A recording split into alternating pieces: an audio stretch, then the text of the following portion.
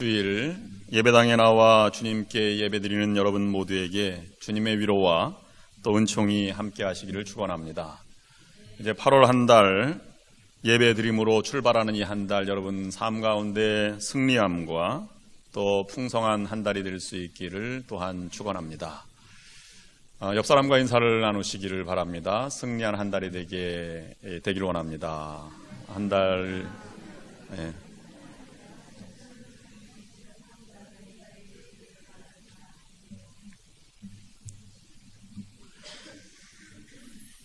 우리 믿음의 성도들은 하나님과 나와의 관계가 분명해야 합니다. 하나님과 나와의 관계를 잇는 것이 믿음입니다. 그런데 어느 순간 그와 같은 관계가 희미해지는 것을 보게 됩니다. 이 믿음이 하나님과 나와의 절대적인 관계를 벗어나서 나의 믿음과 다른 사람의 믿음 또는 나의 헌신과 다른 사람의 신앙생활을 비교하며 또 위로를 받기도 하고 상처를 받기도 합니다. 또한 교회도 하나님과 교회는 분명한 그러한 하나님 주님의 몸인데 그러나 작은 교회 다니는 사람은 만나면 좀 위축되는 감이 있는가 하면 같은 교인이라도 큰 교회 다니면 무슨 권세나 또 세도를 부리는 것처럼 그렇게 당당하게 말하기도 합니다.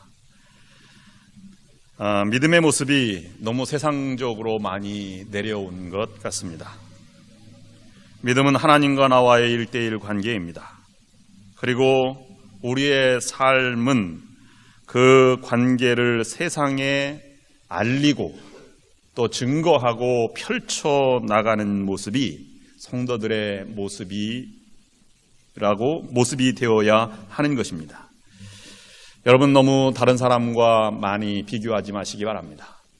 다른 교회와 우리 교회를 비교하지 마시기 바랍니다.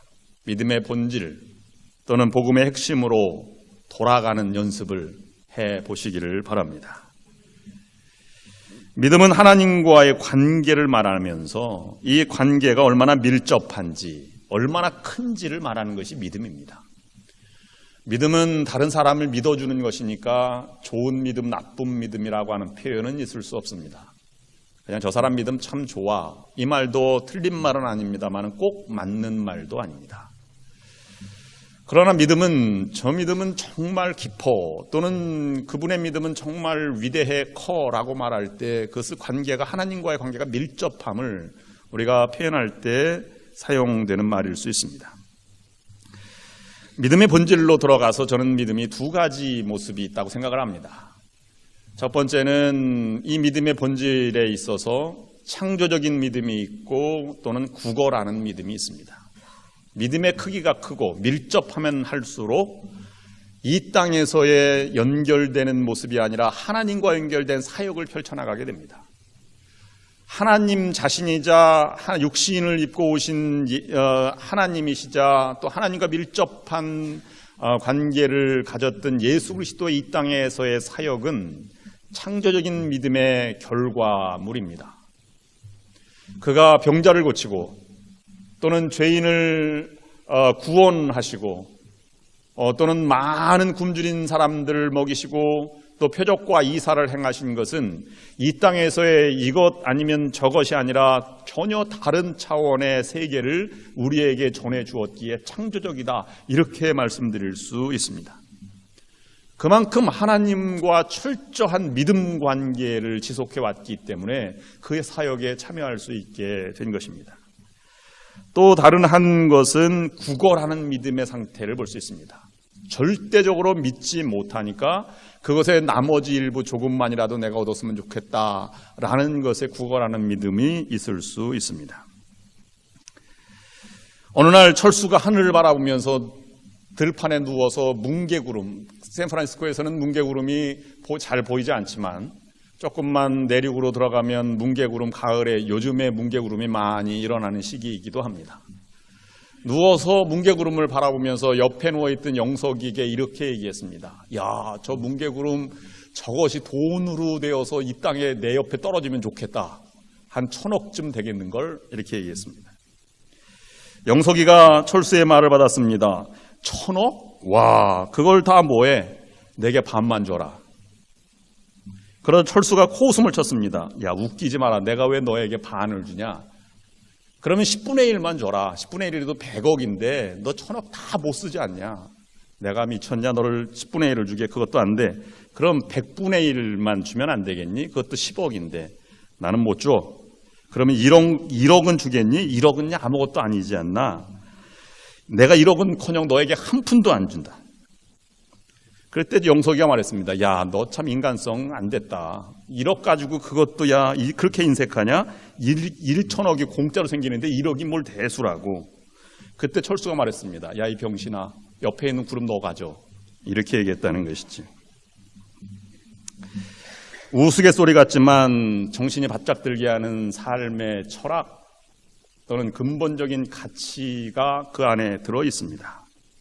어떤 사람은 철수처럼 창조적인 사람이 있는가 하면 영석이처럼 구걸하는 사람이 있습니다. 뜬구름에 불과하지만 그것도 그런 차이를 만들어내는 것입니다. 우리가 이 땅에 짧은 인생을 살아갑니다.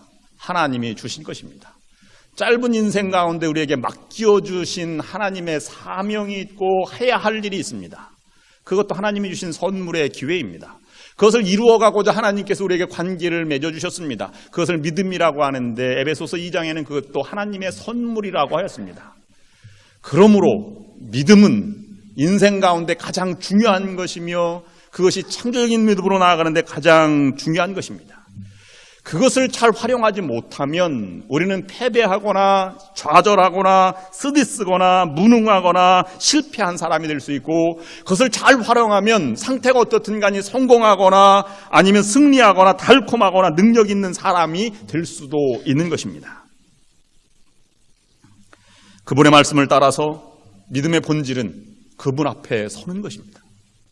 하나님이 나에게 주신 그 믿음 앞에 믿음의 분량대로 나아가는 그 발걸음이 우리에게 진정한 믿음의 모습이라고 볼 수 있는 것입니다. 여러분, 하나님과 관계에서 구걸하는 믿음을 갖지 마시길 바랍니다. 창조하시고 하나님과 1대1로 쓰셔서 그분의 말씀을 따라 살아가시는 여러분들이 될 수 있기를 주님의 이름으로 축원합니다. 또 한 가지는 사람에게 인정받는 믿음이 있고 하나님께 인정받는 믿음이 있습니다. 사람은 누구나 인정받기를 좋아합니다. 그래서 인정받지 못할 때에는 잠도 못 이루고 밤새 눈물로 밤을 새우기도 하고 좌절과 절망을 맛보기도 합니다. 그러나 인정받으면 참으로 기쁘고 만족감이 있습니다. 가정에서는 자녀들이 부모에게 인정받으려고 노력하고, 아내는 남편에게, 남편은 아내에게, 학생은 학교에서 또는 직장인들은 상사에게, 사장에게 이렇게 인정받으며 살아가려고 노력합니다. 인정받으면 기쁘죠. 인정해준다는 표현이 무엇입니까? 받아들이고 칭찬해 주는 것 아니겠습니까? 고래가 웃는지 모르겠습니다만 고래도 웃게 한다는 말이 있지 않습니까? 인정받는데 하나님께 인정받는 것이 중요합니다. 사람에게 인정받는 것은 한계가 있습니다. 그러나 하나님께 인정받는 것은 하나님의 길과 또 사람에게도 연결되는 또 놀라운 하나님의 은혜의 세계, 또 하나님이 인도하시는 그 은혜를 알기에 하나님께 인정받는 것이 중요한 것입니다. 순서가 중요합니다. 사람에게 인정받는 것보다는 사도 바울이 말한 대로 하나님께 인정받도록 노력하는 것이 참다운 믿음의 삶의 모습입니다. 그러므로 하나님께 인정받는 그 하나님이 기휘 쓰시는 하나님이 일꾼이 되어야 합니다. 결국 하나님께 인정받으면 세상을 펼쳐나갈 수 있습니다. 그래서 임금은 하늘에서 내린다 하는 표현으로 하나님의 인정받는다는 표현을 그런 방법으로 사용하기도 하였습니다. 하나님께 인정을 받지 못하면 실패와 좌절뿐입니다. 그러므로 우리가 늘 기도할 때 내가 사람에게보다 하나님께 인정받는 사람이 되기를 원합니다 라고 기도하는 것이 필요한 것입니다. 하나님께 인정받는다고 하는 것이 무엇입니까? 하나님이 기뻐하시는 일이 무엇입니까? 그것은 하나님이 당부하신 삶을 살아가는 것입니다. 여러분, 예수님이 이 땅에 생애를 마치시고 하늘로 승천하시기 바로 직전에 제자들에게 500명의 제자들에게 하신 말씀이 있습니다. 너희는 예루살렘과 온 유대와 사마리아와 땅끝까지 이르러내 증인이 되리라. 유언과 같은 말씀을 남기시고 하늘로 올라가셨습니다. 마태, 마가, 누가, 요한복음은 모두가 예수님의 행적을 표현한 복음서인데 그 복음서 마지막 과정은 다 당부하는 말로 끝맺음을 하고 있습니다. 마태복음 28장 18절부터 20절 말씀 보면 하늘과 땅의 모든 권세를 내게 주셨으니 그러므로 너희는 가서 모든 족속으로 제자를 삼아 아버지, 아들과 성령 이름으로 세례를 주고 내가 네게 분부한 모든 것을 가르쳐 지키게 하라. 내가 세상 끝날까지 너희와 항상 함께 있으리라 라는 말씀으로 이 복음 증거 사역에 참여하도록 초청하고 있습니다. 마가복음은 16장까지 나와 있는데 16장 15절 16절에 보면 너희는 온 천하에 다니며 만민에게 복음을 전파하라. 믿고 세례를 받은 사람은 구원을 얻을 것이요 믿지 않는 사람은 종죄를 받으리라. 누가복음은 24장까지 되어 있는데 45절 이하에 보면 그리스도가 고난을 받고 제3일에 죽은 자 가운데서 살아날 것과 또 그의 이름으로 죄사함을 얻게 하는 회개가 예루살렘으로부터 시작하여 모든 족속에게 전파될 것이 기록되었으니 너희는 이 모든 일의 증인이라. 요한복음 21장에는 부록으로 되어 있지만 디베랴 호숫가에 물고기 잡으러 갔던 베드로와 제자들과 만나는 예수님의 장면이 있습니다. 특별히 배신을 하였던 베드로에게 너는 나를 사랑하느냐? 주님 그러합니다. 너는 다른 사람도 나를 사랑하느냐? 주님 그러한 줄 주님이 아십니다. 또다시 물어봤습니다. 그리고 나서 베드로에게 한 말, 내 양을 먹이라. 역시 복음의 증인으로 권면하는 말씀이 담겨져 있는 것입니다. 복음의 증인으로 살아간다고 하는 것을 다른 표현으로는 이 사도 바울이 말한 십자가의 은혜, 고린도 교회에서 전한 아덴의 실패 후에 전한 십자가의 은혜를 전하는 것이 은혜를 전하고 그 은혜를 살아가는 것이 복음의 증인입니다. 은혜 중에 은혜는 그러므로 십자가의 은혜입니다. 왜냐하면 십자가의 은혜에 구원이 있고 거기에 생명이 있고 그곳에 능력이 있기 때문입니다. 이것은 많은 사도들이 또는 사도 바울이 또는 성경이 우리에게 증거하고 있는 것입니다. 이 십자가의 은혜가 무엇인가 하는 것이 우리에게 중요한 것입니다. 마태복음 16장 보면 두 가지 믿음의 상태를 우리에게 보여주고 있는데 하나는 베드로가 고백한 신앙 고백입니다. 마태복음 16장 16절 말씀에 주는 그리스도시요 살아계신 하나님의 아들입니다 라고 말할 때 바요나 시몬아 내가 참 복되도다 내가 내 반석 위에 교회를 세우겠다 라고 말해서 교회가 탄생되게 되었습니다. 그러자 예수님께서 죽음을 예언하고 순환을 예고한 다음에 내가 3일 예루살렘에 올라가 장로들과 서기관들에게 죽임을 당할 것이고 3일 만에 다시 살아나 갈릴리로 가게 될 것이다 라고 말씀하셨습니다. 그때 베드로는 가지 마십시오. 그러시면 안 됩니다 라고 말렸습니다. 그러나 주님은 24절, 25절 말씀에서 누구든지 자기의 십자가, 자기를 부인하고 자기 십자가를 지고 나를 따르지 않으면 안 된다. 제 목숨을 구하고자 하면 잃을 것이요. 누구든지 나를 위하여 제 목숨을 잃으면 찾으리라. 자기 십자가를 지고 나를 따르라 라고 말씀하고 있습니다. 십자가에 생명이 있는 것입니다.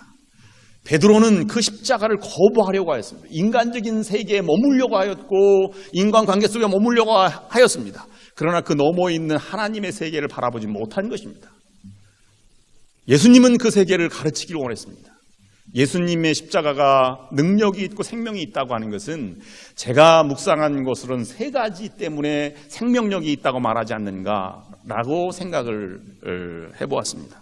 첫 번째로는 거기에는 희생이 있다는 것입니다.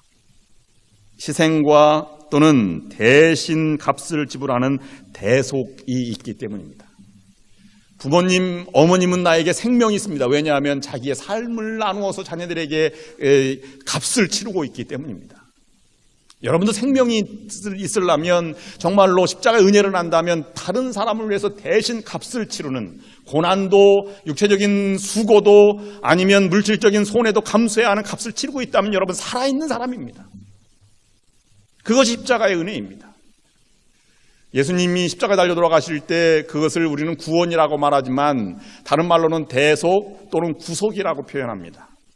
그것은 시장에서 사용하던 언어로 구원이라고 하는 것이 사용되었습니다. 헬라어 언어는 그렇습니다. 영어로도 구원이라고 하는 것을 두 가지로 나누는데, 대속이라고 할 때, 대신 값을 지불했다고 할 때는 리딤션이라고 말하고, 구속하였다라고 할 때는 어터먼트라고 얘기하는데 다른 용어입니다. 리딤션이라고 하는 것은 값을 지불하고 그것을 놓아주었다는 표현입니다.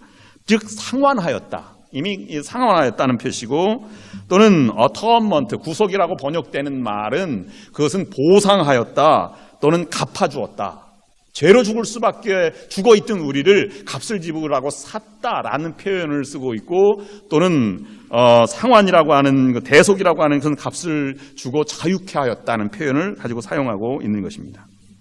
세례 요한도 보라 세상 죄를 지고 가는 하나님의 어린 양이로다, 그 대속의 의미를 우리에게 전해 주었습니다. 여러분들에게 다른 사람을 위해서 값을 대신 지불하는 대속의 삶이 있기를 원합니다. 그것은 십자가의 은혜의 삶을 보답하는 사람들의 삶의 모습입니다. 다음으로 십자가의 생명력이 있다고 하는 것은 거기에 사랑이 있기 때문입니다. 사랑이라고 하는 것은 내 것을 더 다른 사람에게 주는 것입니다. 베푸는 것입니다. 다른 말로 말하면, 그것을 좀 바꿔서 말하면 다른 사람의 잘못을 내가 수용하는 것이고 받아들이는 것입니다. 그것을 용서라고 말할 수 있습니다. 따라서 사랑과 용서는 같은 단어입니다. 사랑은 그 마음씀이며 용서는 그것의 행동으로 나타나는 사랑의 다른 이름입니다. 용서하는 것은 아파하는 것입니다. 여러분 다른 사람을 위해서 대신 아파하고 그 아픔을 받아들이고 그 힘들어도 그것을 수용하기까지 용서한다면 여러분 살아있는 존재, 생명력이 있는 존재입니다. 의인은 없나니 하나도 없다라고 로마서에서 말했습니다. 어떻게 우리가 받아들일 수 있고 용서할 수 있습니까? 예수님처럼 죽기까지 용서하는 것입니다. 아무 상관없는 강도에게도 오늘 너와 함께 낙원에 있으리라 말한 것처럼 받아들이고 용서하는 것, 저들의 죄를 사하여 주옵소서, 저들은 저들이 하는 일을 알지 못합니다 라는 예수님 말씀처럼 그렇게 우리가 살아가는 것이 필요한 것입니다. 세 번째로는 십자가의 생명력은 믿어주는 것입니다. 배신했어도 다시 돌아올 때까지 믿어주고, 어려워도 다시 끝까지 사랑해주고, 오늘 마태복음 맨 마지막 9절 말씀처럼 내가 항상 너와 세상 끝날까지 항상 너와 함께 있으리라고 하신 말씀을 기다리고 그것을 받아들이는 것입니다. 예수님이 디베레 호숫가에 나타난 것처럼, 아니면 엠마오로 가는 제자들에게 나타난 것처럼 우리가 끝까지 기다려주면 거기에 고난을 이기는 믿음이 있고 생명력이 있게 되는 것입니다. 거기에 하나님의 능력이 나타나게 되는 것입니다. 그러나 우리는 베드로처럼 우리의 믿음의 상태를 안으로 가지고 오고 있습니다. 이것은 사단의 사상이며 이것은 경계해야 할 믿음의 상태입니다. 우리의 믿음이, 우리의 십자가가 도덕적인 희생과 윤리적인 선함만을 강조한다면 우리는 생명력이 있다고 말할 수 없습니다. 그것은 사단의 사상입니다. 값없이 은혜를 받고 천국의 구원의 기쁨을 맛보았지만 그러나 십자가를 지는 삶을 살아가지 않는 것도 경계해야 하는 그런 비신앙적인 믿음의 상태가 아닌 것입니다. 하나님이 우리에게 원하시는 것은 우리 전체 존재 자체를 원하시고 우리의 마음 모든 것을 받아 헌신하기를 원하시는 것입니다. 만큼 하나님의 은혜를 받았으면 다른 사람도 그 하나님의 은혜를 받도록 한 영혼을 사랑하고 애쓰고 노력하는 이런 영혼 구원의 열정과 사랑이 우리에게 있어야 하는 것입니다. 한 선교사가 인디안 부락을 돌아다니며 전도하고 있었습니다. 근데 많은 실패 후에 한 부족에 들어가서 추장을 전도하는 데 성공하였습니다. 추장은 예수 그리스도를 구주로 영접한 이후에 그리스도 안에서 삶이 변화되었습니다. 어린아이처럼 기뻐하였고, 그리고 하나님을 섬기는 게 너무 감격하였습니다. 얼마 지난 후에 선교사에게 내가 구원받은 것이 너무 감사해서 선물을 가지고 오겠다. 그래서 선물을 가져왔습니다. 가장 비싼 사슴 가죽을 가져왔습니다. 내가 하나님의 은혜를 입었습니다. 이 사슴 가죽을 하나님께 드립니다. 선교사는 말했습니다. 미안하지만 하나님은 사슴 가죽을 원치 않습니다. 사슴 가죽은 쓸 수 없습니다. 선교사가 이렇게 말했을 때 인디안 추장은 실망하여 돌아갔습니다. 너무 선물이 부족한가? 내가 타는 백마를 가지고 와야 되겠다. 그래서 백마를 가지고 선교사님께 갔습니다. 내가 타던 가장 아끼는 백마입니다. 이것을 하나님께 바칩니다. 선교사는 죄송합니다만 하나님께서는 이 말을 받으실 수가 없습니다. 무엇인가 추장은 고민하였습니다. 내 명예와 권세와 권력인가? 그래서 돌아가서 그 다음에 자기 추장의 상징인 뼈로 만든 장식과 깃털이 담겨져 있는 것을 다시 들고 선교사 앞에 왔습니다.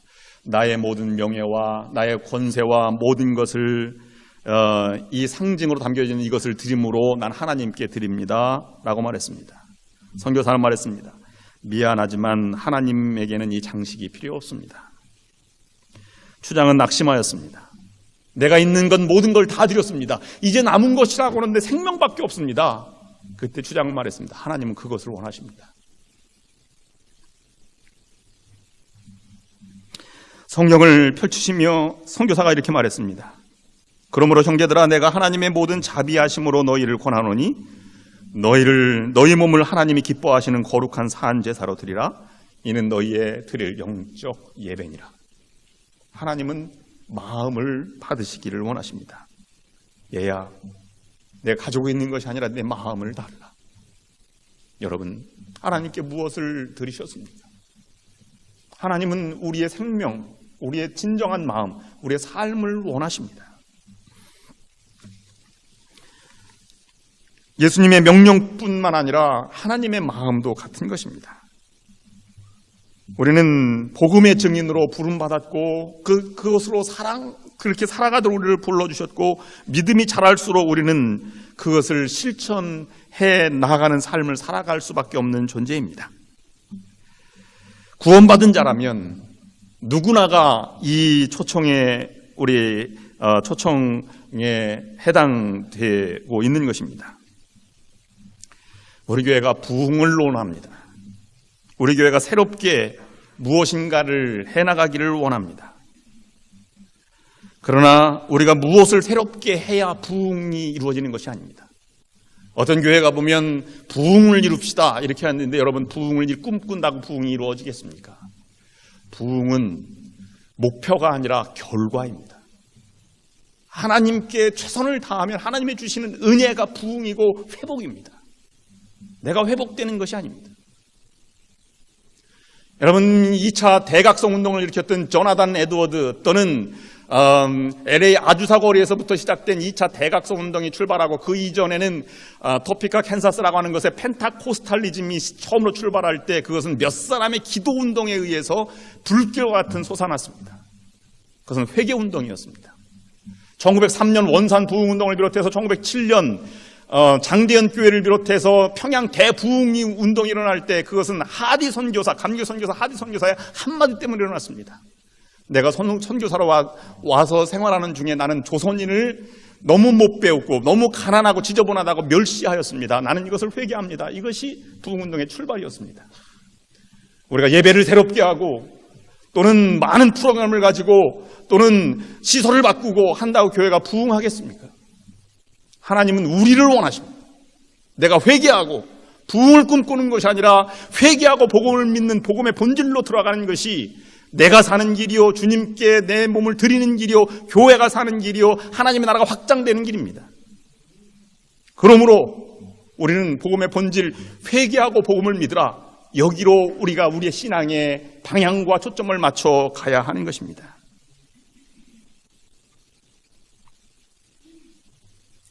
우리 교회가 전도해야 한다고 하는 말을 많이 듣습니다. 저는 후반기 목회 사역을 우리 교회에 하면서 이 표현 말씀대로 그리스도의 심장으로 나아가는 적어도 삶을 어떻게 살아가야 하고 신앙인들을 어떻게 살아가야 할지를 계속 묵상하고 있습니다.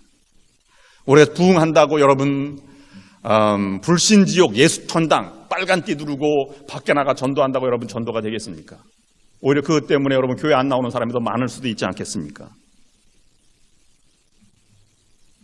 우리가 우리의 모습 다시 한번 되돌아보아야 합니다. 내가 십자가의 은혜 아래 있는지 값을 지불하고 살아가고 있는지 정말 보고도 용서하며 살아가는지 끝까지 기다려주는 믿음이 있는지 여러분 그것을 살아가는 것이 중요한 것입니다. 우리는 오랜 세월 신앙생활을 하였습니다. 또는 많은 세대를 거쳐서 믿음 생활을 하였습니다. 그러나 한 가지 잊은 것은 내 몸을 드리는 삶을 우리는 그렇게 살아왔는가? 복음의 증인으로 살아갔던 이 말을 우리가 정말 실천했는가라고 하는 것을 생각해 보게 됩니다. 오늘 요나의 이야기입니다. 요나가 아미떼의 아들로 태어나 말을 듣지 않았지요. 첫 번째 너는 니네로 가라고 했을 때 요나는 도망갔습니다. 다시스로 가는 배를 탔어요. 어디 숨을지 여호와의 낯을 피한다고 했는데 하나님의 낯을 피할 길이 어디 있습니까? 미리 그런 회개하고 순종했으면 더 좋았을 것을 그렇지 못했습니다. 3장에 보면 여호와의 말씀이 요나에게 두 번째 임하여 가라사대 너는 큰 성읍 니느웨로 가서 복음 이 말씀을 선포하라. 40을 후면 니느웨 성이 망할 것이라 이렇게 말하라고 한 말씀이 기록되어 있습니다. 요나는 도망가다가 물속이 뱃속에서 회개하였고 그 다음에 다시 토해져서 니느웨로 가서 복음을 증거하게 된 것입니다. 차라리 풍랑을 만났을 때 회개했더라면 더 좋았을 것을 그는 회개한 이후에 하나님 앞에 쓰임을 받게 되었습니다. 여러분, 요나처럼 우리도 그렇게 도망가고 있는지도 모릅니다. 복음의 본질을 자꾸 벗어나고 있는지도 모릅니다. 여러분, 전도해 보셨습니까? 다른 사람에게 우리 교회로 나오자고 권유해 보셨습니까? 안 나오면 안 된다고 그렇게 끊임없이 기다려주고 베풀고 노력해 보셨습니까? 다른 사람이 아닌 내가 그렇게 해봤느냐라고 다시 한번 물어보는 것입니다.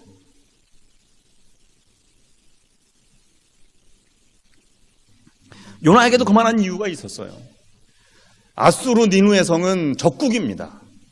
이스라엘 민족을 예루살렘을 초토화시켰고 그리고 많은 사람들을 포로로 잡아갔고 그런 어떤 처절한 민족의 감정이 있는 사람입니다. 거기 도저히 안 됩니다. 그거 할 수 없습니다. 요나는 이방인들이 구원받는 것을 원치 않았습니다. 악독한 사람은 악을 저지른 사람은 죽어야지 구원받을 사람이 아닙니다 라고 말했습니다.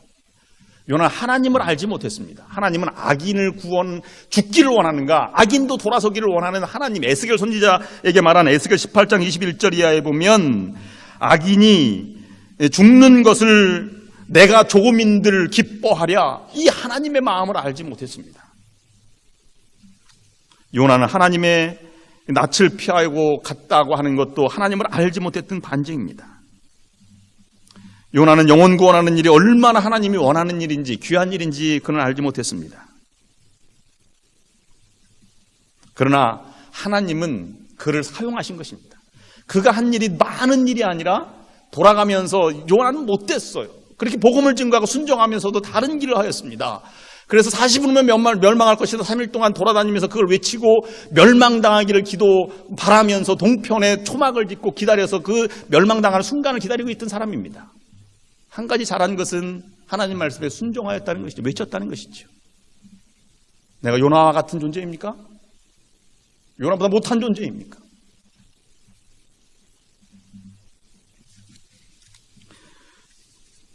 하나님께 순종한 요나에 의해서 하나님의 역사는 써나갔습니다. 니느웨는 회개하였고 또 하나님 복음이 증거되었습니다.